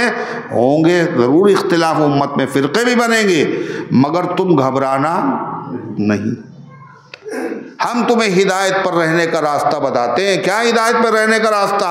فرمایا ما انا علیہ واصحابی، جو میرا طریقہ ہے اور میرے صحابہ کا تو چھوڑنا نہیں۔ صرف یہ نہیں کہا میرا طریقہ، جیسے کہ اہل حدیث کیا کہتے ہیں؟ جو حدیث میں ہو اسی پہ عمل کرو۔ اللہ کے نبی صرف صحابہ کا نہیں بتا، صرف اپنا نہیں بتا، میرا طریقہ اور میرے صحابہ کا طریقہ۔ حضور نے صحابہ کا نام کیوں لیا؟ اس لیے لیا، اس لیے کہ تم ہمیں کہاں دیکھ پاؤ گے، ہمارے پیچھے تم نماز کہاں پڑھ پاؤ گے، مجھے روزہ رکھتے ہو تم کہاں دیکھ پاؤ گے، ہم سے دین تم کہاں سیکھ پاؤ گے۔ ہمارا نمونہ کون ہے؟ صحابہ ہیں۔ صحابہ جو کریں تو سمجھ لینا وہ ہم نے کیا ہے، صحابہ کا اپنا عمل اپنا نہیں ہوگا، وہ میرا کام کریں گے، میری سنت۔ سنت کسے کہتے ہیں؟ جس کام کو نبی نے زیادہ تر کیا کبھی چھوڑ دیا۔ اب ہم تو تھے نہیں، حضور نے کیا کام زیادہ تر کیا اور زندگی میں ایک کام ایک مرتبہ کیا اور یہ بار بار کیا، یہ کیسے پتا چلے گا؟ جس نے دیکھا ہو کہ صحابہ جو کر رہے ہوں سمجھ لینا یہی میری سنت ہے، تمہیں چکر میں پڑھنے کی ضرورت نہیں ہے، یہ کتاب دیکھیں وہ کتاب دیکھیں نہیں۔ ما انا علیہ واصحابی، آپ نے فرمایا تم میں سے جو آدمی زندہ رہے گا میرے بعد بہت اختلاف دیکھے گا۔ پھر آپ نے فرمایا ہدایت پر رہنے کے لیے دیکھو فعلیکم بسنتی وسنت الخلفاء الراشدین المہدیین، لازم کر لینا اپنے اوپر میری سنت۔ خالی حضور کہہ دیتے میری سنت، مگر آپ نے یہ نہیں کہا صرف میری سنت، کیا کہا؟ خلفاء الراشدین المہدیین، اور ہدایت یافتہ جو خلفاء راشدین ہیں ان کی سنت پہ بھی عمل کرنا ضروری ہے ہدایت پر رہنے کے لیے۔ جمعے کی اذان حضور صلی اللہ علیہ وسلم کے زمانے میں ایک ہوتی تھی. کہاں پہ؟ امام کے سامنے. صدیق اکبر کے زمانے میں ایک، فاروق اعظم کے زمانے میں ایک، عثمان غنی کے زمانے میں آبادی بہت دور پہنچ گئی اور اذان مائک سے تو ہوتی نہیں تھی، خطبے کی اذان ہوئی سنائی نہ دی، اس لیے انہوں نے ایک اذان کا اضافہ کیا جو بازار میں مقام زورا پر دی جاتی تھی تاکہ سارے لوگ آ جائیں خطبے کے وقت. تمام صحابہ نے اس کو قبول کیا. مشرق سے مغرب تک، شمال سے جنوب تک، پوری دنیا میں جمعے میں 2 اذانیں ہوتی ہیں. یہ جو کہا گیا بیچنا بند کر دو، خریدنا بند کر دو، یہ پہلی اذان کا حکم ہے. یہ خلیفہ راشد کے، نبی نے تو یہ کام کیا نہیں تھا، یہ نبی کی سنت تو ہے نہیں. کس کی سنت ہے یہ؟ عثمان غنی کی سنت ہے. خلیفہ راشد ہے وہ، اللہ کے نبی نے پہلے سے بتا دیا تھا جو میرے خلیفہ راشد کریں اسے سنت سمجھنا، اس کو بدعت نہ کہنا. پوری امت نے قبول کیا، صرف 2 لوگوں نے قبول نہیں کیا. غور سے سنو، ایک تو رافضی شیعہ، ان کے وہاں اذان نہیں ہوتی. دوسرے غیر مقلد جو اپنے آپ کو اہل حدیث کہتے ہیں،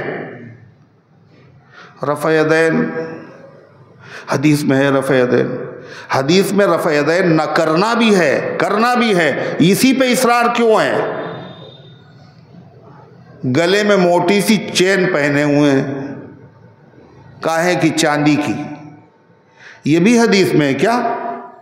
خالی حدیث میں رفع یدین ہی کرو گے اور باقی حدیث میں جو وہ نہیں کرو گے، کیسے اہل حدیث ہو؟ یہ شیعوں کو جو طریقہ ہے، پوری امت میں کسی نے اس اذان کا انکار نہیں کیا. ان لوگوں نے الگ الگ اب مسجدیں بنانا شروع کی ہیں اور ان مسجدوں میں ان کے وہاں ایک ہی اذان ہوتی ہے امام سے پہلے. کیوں؟ یہ صحابہ کا طریقہ یہ پسند نہیں. اللہ کے نبی نے کیا کہا تھا؟ ایسا زمانہ آئے گا، یہ حدیثیں پیش کریں گے، لوگ قرآن کی آیتیں پیش کریں گے، تمہیں کیا کرنا ہے؟ بولو علیکم بسنتی و سنت الخلفاء الراشدین، میرے طریقے پر عمل کرنا اور خلفاء راشدین کے طریقے پر عمل کرنا، جبھی تم گمراہی سے بچو گے، ورنہ ہدایت پر باقی نہیں رہ سکتے. اللہ فرما رہا ہے ثم الی ربکم مرجعکم، پھر تم سب کو اللہ کے پاس لوٹ کر آنا ہے. وہ تمہیں بتلا دے گا ان کاموں کی حقیقت جس میں تم لڑتے تھے اور جھگڑتے تھے. هو الذی جعلکم خلائف الارض، اللہ نے تم کو زمین میں خلیفہ بنایا ہے. خلیفہ کسے کہتے ہیں؟ جانشین. جانشین کسے کہتے ہیں؟ گدی نشین. گدی نشین یعنی کسی کی جگہ پہ جو آدمی بیٹھتا ہے اسے کہتے ہیں جانشین، خلیفہ، نائب. ہیں اللہ کے نبی نماز پڑھاتے تھے مسجد نبوی میں، آپ کے بعد آپ کے مصلی پر آپ کی مبارک زندگی میں آپ کے حکم سے کس نے نماز پڑھائی؟ تو صدیق اکبر نبی کے جانشین. ہم لوگ، اللہ کہہ رہا ہے تم سب خلیفہ ہو، آپ بھی ہو، ہم بھی، جتنے دنیا میں انسان ہیں سب خلیفہ ہیں. مطلب کسی کی جگہ پہ بیٹھے ہوئے ہیں. یعنی جس مکان میں تم رہتے ہو ہمیشہ سے نہیں رہتے، پہلے اس میں کوئی اور رہتا تھا. جو تمہارے پاس دولت ہے ہمیشہ سے تمہاری جیب میں نہیں تھی، پہلے کسی اور کے پاس تھی. اللہ نے تمہیں خلیفہ بنایا، زمین میں جانشین بنایا ہے. ان کے پاس نہیں رہی، رہے گی تمہارے پاس بھی نہیں. جانشین بنایا، اور صرف جانشین نہیں بنایا، وَرَفَعَ بَعْضَكُمْ فَوْقَ بَعْضٍ دَرَجَاتٍ، تم میں سے بعض کے بعض پر درجے بلند کیے. مکان سب کے ہیں مگر کسی کا مکان زیادہ اونچا ہے، کسی کا نیچا ہے، کسی کا ٹاور ہے، کسی کا جھوپڑا ہے، کسی کا کرائے کا ہے اور کسی کا ذاتی ہے یا نہیں؟ کسی کا کاروبار بہت اعلیٰ ہے، کسی کا کم درجے کا ہے، کوئی گورا ہے، کوئی کالا ہے، کوئی اونچا ہے، کوئی نیچا ہے، کوئی آدمی جو ہے کسی چیز میں آگے بڑھا، کوئی کسی چیز میں کم ہے، یہ سب ہے یا نہیں؟ کوئی مصیبت میں ہے، کوئی آسانی میں، کوئی عزت میں ہے، کوئی ذلت میں۔ یہ کام تمہارا نہیں ہے۔ اگر تمہارے اختیار میں یہ کام ہوتا تو دنیا میں کوئی آدمی غریب نہ ہوتا، کوئی آدمی ذلیل نہ ہوتا، کوئی آدمی پریشان نہ ہوتا، سب اعلیٰ اعلیٰ اپنے لیے منتخب کر لیتے۔ اللہ نے تمہیں اس طرح بنایا، جانشین بھی بنایا اور ایک کے دوسرے پر درجے بھی بلند کیے۔ ایسا کیوں کیا؟ کیوں کیا ہے؟ بولو، لِيَبْلُوَكُمْ فِيمَا آتَاكُمْ، ایسا اس لیے کیا تاکہ تمہارا امتحان لے ان چیزوں میں جو تمہیں اللہ نے دی ہیں۔ طاقت ہے، قوت ہے، عہدہ ہے، منصب ہے، حسن ہے، جمال ہے، شکل ہے، صورت ہے، اولاد ہے، کاروبار ہے، مکان ہے، ہر چیز میں اللہ تمہارا امتحان لینا چاہتا ہے۔ مصیبت ہے، آرام ہے، نعمتیں اگر دی ہیں شکر کون کرتا ہے؟ یہ امتحان لے رہا ہے۔ مصیبت اگر دی ہے صبر کون کرتا ہے؟ امتحان ہے، یہ دنیا امتحان کی جگہ ہے۔ اس امتحان میں کچھ پاس ہوں گے، کچھ فیل ہوں گے۔ جو فیل ہوں گے ان کو سزا ملے گی۔ کیا کہا؟ ان ربک سریع العقاب، اور تمہارا رب بہت جلدی سزا دینے والا ہے۔ کہا جلدی؟ قیامت میں ملے گی سزا؟ نہیں، دنیا میں بھی سزا کے نمونے دیتا ہے، اور قیامت کو بہت دور نہیں سمجھو۔ انہم یرونہ بعیدا ونراہ قریبا، وہ قیامت کو دور دیکھ رہے ہیں، ہم بہت قریب دیکھ رہے ہیں۔ جو چیز دور ہے، آنے والی ہے، اسے دور نہ سمجھو، اسے وہ قریب آ رہی ہے۔ موت کیا ہے؟ ہم لوگوں کی آنے والی ہے یا گزر گئی؟ آنے والی۔ اس کا مطلب کیا ہے؟ وہ دور جا رہی ہے، قریب آ رہی ہے، قریب آ رہی ہے۔ دن آج ایک کم ہوا اپنی حیات کا، گویا کی موت ہو گئی ایک دن قریب اور، تو قیامت قریب آ رہی۔ سریع العقاب، جلدی سزا دینے والا۔ اور امتحان میں اگر پاس ہو گئے، پاس ہونے والے بھی دو طرح کے ہیں، پاس تو ہو گئے مگر بیچ میں کچھ غلطیاں بھی ہوئیں، کیا تو عمل، نیکیاں بھی کی، نمازیں بھی پڑھی، شکر بھی ادا کیا، مگر جیسا ہونا چاہیے تھا ویسا ہوا نہیں، کوتاہیاں ہوئی۔ کیا کہا؟ انہو لغفور، گھبراؤ نہیں، وہ بخشنے والا ہے۔ جو کوتاہیاں ہو گئی ان کو وہ معاف کر دے گا، اور اگر بالکل پاک و صاف رہے اور مکمل ویسے ہی کام کر لیا جیسا اللہ چاہتا تھا تو کیا ہوگا؟ رحیم ہے، وہ بڑا مہربان ہے۔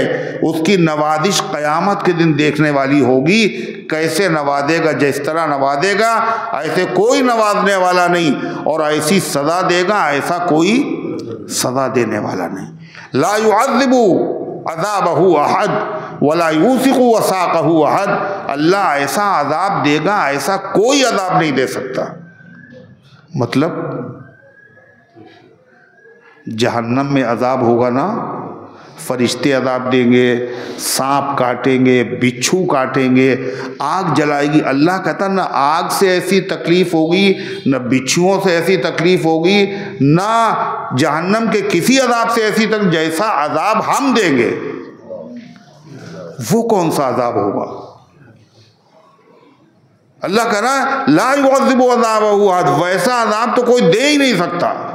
وہ کون سا عذاب ہے پتہ ہے؟ یہ عذاب جو جہنم میں ہوگا یہ ہوگا جسمانی، اور اللہ جو عذاب دے گا وہ عذاب دے گا روحانی، روح کو عذاب، اور روح کا عذاب جسم کے عذاب سے بڑا سخت ہوتا ہے۔ وَلَا يُوثِقُ وَثَاقَهُ أَحَدٌ، اور اللہ ایسے جکڑے گا، ایسے باندھے گا، ایسا کوئی نہیں باندھ سکتا۔ زنجیروں میں جکڑے ہوں گے قیامت کے دن۔ کیسے زنجیر؟ اللہ کہے گا فی سلسلۃ ذرعها 70 ذراعا فاسلکوہ، ایسی زنجیر جو 70 گز لمبی ہے، اس میں ان کو پیرو دو۔ اور پیرویا کیسے جاتا ہے؟ موتی کو بیچ میں چھید ہوتا ہے، ان سب کو جکڑ دو، مقرنین فی الاصفاد، بیڑیوں میں ڈال دو، توق پہنا دو۔ اللہ کا جکڑے تو ہوں گے مگر ویسا نہیں جکڑے ہوں گے جیسا اللہ جکڑے گا۔ اب اللہ کیسے جکڑے گا؟ اس جکڑنے کے بعد خدا الگ سے جکڑے، کہا ہاں اللہ کیسے جکڑے گا؟ جب کوئی آدمی کسی تکلیف میں ہوتا ہے اور اپنا دماغ وہ ادھر ادھر لے جاتا ہے تو تکلیف اس کی بڑھ جاتی ہے کم ہو جاتی ہے؟ بولو، کم ہو جاتی۔ اللہ کہتا ہم دماغ ادھر ادھر کہیں جانے نہیں دیں گے، اسی تکلیف پہ تمہارا دماغ لگا ہوا ہوگا تو تکلیف تمہاری گھٹے گی نہیں اور بڑھ جائے گی۔ ارے ہے نہیں، اللہ فرماتا ان اللہ سریع العقاب، اللہ بڑی جلدی سزا دینے والا ہے اور بے شک اللہ بخشنے والا رحم فرمانے والا ہے۔ اللہ کی مہربانی سے سورہ انعام مکمل ہوئی۔ اس کے بعد جو سورت آ رہی وہ سورۃ الاعراف ہے۔ سورہ انعام جب نازل ہوئی تو پوری نازل ہوئی، اس کے ساتھ میں 70,000 فرشتے بھی آئے تھے۔ بڑی فضیلت والی یہ سورت ہے۔ حضرت علی رضی اللہ عنہ نے فرمایا اگر کوئی آدمی بیمار ہو اور اس کے اوپر سورہ انعام پڑھ کر کے دم کر دی جائے تو اللہ اس کی برکت سے اس بیمار کو شفا عطا فرما دیتا ہے۔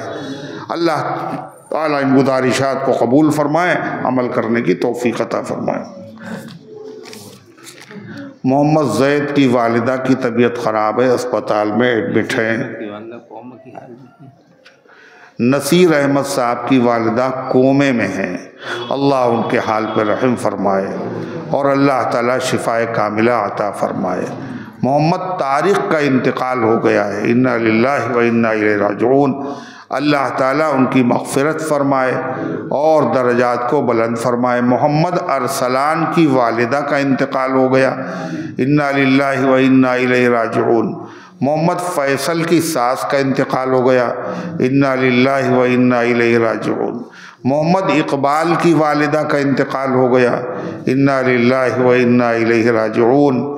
اور آج بھی محلے میں کسی کا انتقال ہوا، عبدالسلام کی اہلیہ کا انتقال ہو گیا۔ اللہ تعالیٰ ان تمام مرحومین کی مغفرت فرمائے، پسماندگان کو صبر جمیل کی توفیق عطا فرمائے۔ اور ضمیر کی طبیعت خراب ہے، احسان کی اور محمد عارف کی والدہ کی اور محمد نسیم کی، جن کے نام لکھے ہوئے ہیں، جن کے نام نہیں لکھے ہوئے ہیں، اللہ تجھے خوب پتہ ہے۔ اے اللہ ان تمام بیماروں کو شفاء کاملہ عاجلہ اور تمام امت کے بیماروں کو اللہ شفا نصیب فرما۔ اللہم صلی علی سیدنا وعلی آل سیدنا کما تحب و ترضا عدد ما تحب و ترضا۔ اللہم انت السلام ومنک السلام، تبارکت یا ذا الجلال والاکرام۔ اللہم احفظنا من کل بلاء الدنیا وعذاب الآخرہ۔ اللہم انا نسألک العفو والعافیہ فی الدنیا والآخرہ۔ اللہم اعز الاسلام والمسلمین واخذل الکفرۃ والیہود والنصارى والمشرکین الظالمین۔ اللہم انک عفو تحب العفو فاعف عنا یا کریم۔ اللہم اغفر لنا ولاخواننا الذین سبقونا بالایمان ولا تجعل فی قلوبنا غلا للذین آمنوا ربنا انک رؤوف رحیم۔ اے اللہ ہم سب کی حاضری کو اپنے رحمت سے قبول فرما، ایمان کامل عطا فرما، اعمال صالحہ کی توفیق عطا فرما، اپنے دین کی خدمت کے لیے ہم سب کو قبول فرما۔ جہاں کہیں تیرے بندے پریشان حال غیب سے ان کی مدد فرما۔ اے اللہ غزہ کے مظلوم بے سہارا لوگ اے اللہ خیموں میں ہیں، بارش ہو رہی ہے، لیٹنے کا بیٹھنے کا بھی اے مالک ان کے لیے کوئی سہارا نہیں ہے۔ اللہ ان کے حال پہ کرم فرما، رحم فرما۔ اے اللہ ان کی کفالت کے انتظامات فرما، ان کی مصیبتوں کو دور فرما۔ اے اللہ جہاں کہیں تیرے بندے پریشان ہے غیب سے ان کی مدد فرما، نصرت فرما، حمایت فرما۔ ہمارے ملک کی، ہمارے وطن کی، ہمارے شہر کی فرقہ پرستوں کی شرارت سے حفاظت فرما۔ جو بیمار ہیں شفا دے دے، جو حاجت مند ہیں ان کی حاجتوں کو پورا فرما۔ اے اللہ جو دعاؤں کے طالب ہے، جن کا حق ہے، جو امید رکھتے ہیں ان سب کے نیک مقاصد میں کامیابی نصیب فرما۔ اے اللہ جو دنیا سے جا چکے ان سب کی مغفرت فرما۔ اے اللہ ہم سب کو اسلام پر زندہ رکھ، ایمان پر موت دے، ایمان والوں کے ساتھ حشر فرما۔ آمین یا رب العالمین۔ وصلی اللہ